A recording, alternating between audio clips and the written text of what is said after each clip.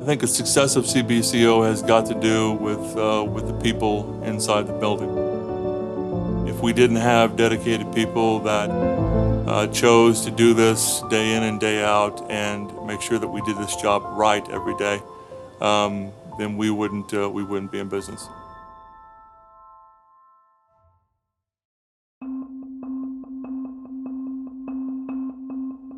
The Red Cross was serving our community in a really great way, and then they started to make decisions out of our region. Then they wanted us to collect more blood and then send the blood out. While we're doing that, they were asking us to charge more, charge our local patients more. When we became aware that the Red Cross was going to reallocate our blood, leaving a shortage in our community, that was a principle that got everyone to rise up on their hind legs and say, we won't stand for this. And that was when I had an ethical dilemma and philosophic dilemma. That was, I'm not going to do that. At that point, then I resigned. Don suggested that if any employees want to join him and start a new blood center, meet him in Phelps Grove Park. Out of like 114 employees showed up. Myself, along with 100 other people, decided it was the right thing to do. That's when we decided not to stay with the Red Cross and moved to the Community Blood Center.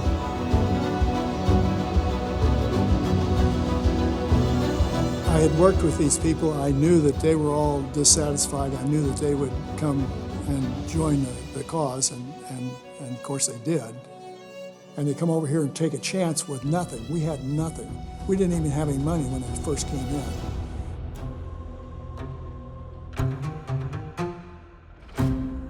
Yeah, we had non-compete agreements that they told us we were going to have to sign, and I just basically said no. I was not going to sign it because if I signed it and 2 days later he fired me, I was out of luck. It was in the media, it was high profile. It was David versus Goliath. They had sued us for stealing documents and taking donors and donor records, which we did not do. First deposition they took was me, of course, and there were 16 lawyers there at the table that day. And that deposition lasted for 8.5 days. It was, I think, a more scary time for the employees who were putting their kind of life's work on the line. What you're walking in today is off of the back of a lot of brave people that chose to leave Red Cross and start this.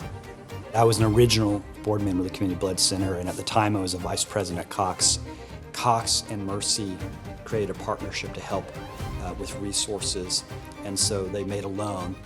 I remember bringing the biggest check I ever held in my hand and walked it across the street and rang Don's doorbell and said, here's your payroll. And, because they had no cash.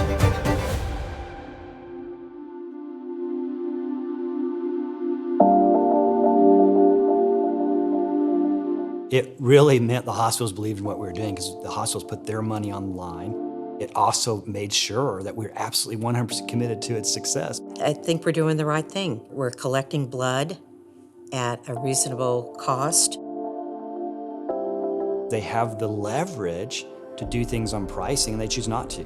People are paid fairly, but they're not paid extravagantly. I think that culture resonates and creates a partnership with the hospitals as well. My mom told me years ago, she says, just go do the right thing, just do it over and over and over again, and in the end you'll be the winner. And I said, and I took that to heart. What blood you collect here should stay here and take care of your local patients and your local hospitals. Someone took an hour out of their day to give blood, and it saved our son's life. Trust that your donation is saving lives, and those that are being saved, their families are forever grateful. Now I'm 15, almost 16. Like, if you can donate, you really should, because it's just gonna help save someone. This place was built on a principle. I mean, there aren't many corporations that have such a high purpose in the very beginning. Every day you come into work, I said you get to make a difference in somebody's life. It's not just a paycheck. You're helping to save a life. You're helping to give another day to someone. When you look at the big picture of the lives we touch, the lives we save, those are the reasons that you should get out of bed in the morning.